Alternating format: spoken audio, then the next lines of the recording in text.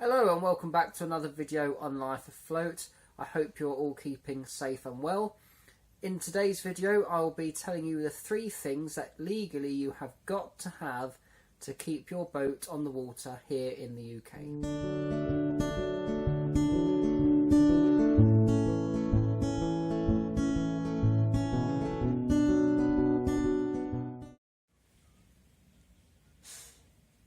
Now, I'm not sure what's happened to the nice sunshine we've been having recently. It's quite windy out there, the temperature's dropped and we're forecast thunderstorms. So I've got the fire on to keep me nice and warm and cosy because it is quite chilly today. So if you want to have a boat here in the UK on the water, legally there are 3 things that you have got to have to be able to do so.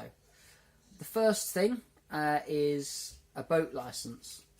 Now the waterways are managed by the Canal and River Trust, most of them. There's a few that the Environment Agency are in charge of as well, and if you only want to stay on those waterways then you can just pay a licence fee to the Environment Agency.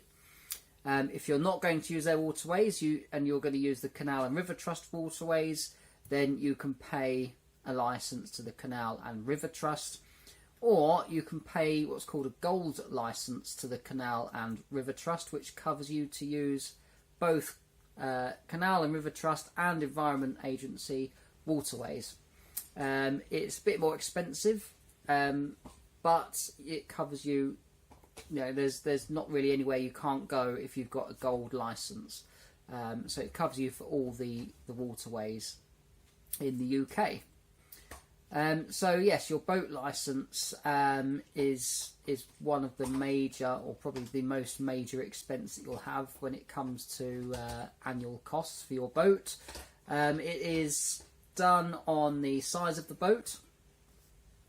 So a smaller boat will cost less, a larger boat will cost more. Round the Bend is 61-foot boat, and I can't remember the exact amount. But it's around £1,100 a year for the Canal and River Trust licence. So number 2 on the list of things that you need would be your boat safety certificate. This is something that needs to be done every 4 years, and I guess you could kind of think of it as an MOT for your boat. It checks a huge amount of things. Ranging from your stove, your wood burning stove, or your multi-fuel stove, or whatever heating system you've got. It checks the ventilation is adequate throughout the boat. It checks your electrical setup, your gas setup, all sorts of things. There's loads more that it looks at, but it just to give you an idea, it goes through the boat quite thoroughly, just checking that everything is safe and there's no major faults, which could be sort of hazardous to your health, or fire risks, that sort of thing. Round the Bend, when we got the boat, had just had a boat safety certificate done, so it's not due for another 3 years or so. I believe the cost ranges from around £120 to £160 ish, depending on where you are, who you use to do that. But obviously it's very much worth doing, because A, you need it legally to be on the water, and B, it's going to highlight any potential dangerous issues. So the last thing that you need to be able to legally have your boat on the water here in the UK is insurance. So there are different levels of cover when it comes to insurance, much like there is on a car, really. The minimum that you need, of course, is third-party insurance. If you only go for third-party insurance, obviously if your boat is stolen or is subject to criminal damage, or something horrendous happens to it, then you're not going to be covered. It only covers you third-party insurance. My understanding is if you crash into another boat or hurt someone whilst using your boat, that sort of thing, they are covered.